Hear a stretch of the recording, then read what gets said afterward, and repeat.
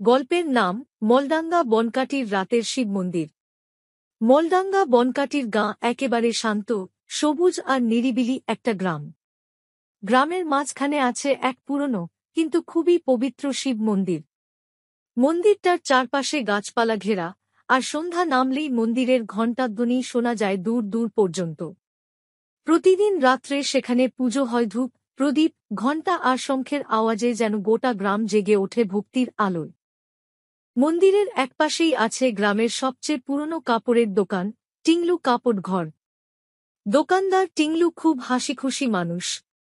সারাদিন গ্রাম থেকে লোকজন আসে তার দোকানে, কেউ ধুতি নিতে, কেউ শাড়ি, কেউ আবার নতুন জামা তৈরি করাতে।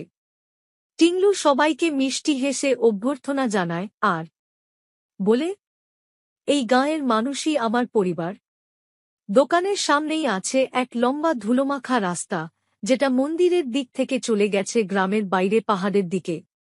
রাতে যখন পুজো শেষ হয় তখন ওই রাস্তা দিয়ে হাওয়া বইতে থাকে, ঘণ্টাধ্বনির সাথে মিশে যায় শাঁখের শব্দ, আর মনে হয় যেন সেই হাওয়াতেও শিবের আশীর্বাদ বইছে।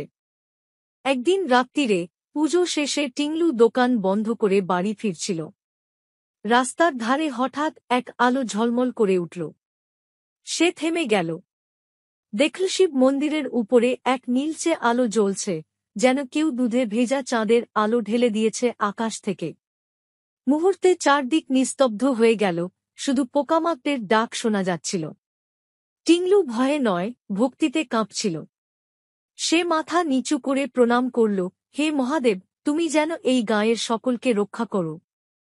পরদিন সকালবেলায় যখন সূর্যের আলো পড়ল, লোকজন দেখল মন্দিরের সামনে একটি নতুন ত্রিশূল দাঁড়িয়ে আছে।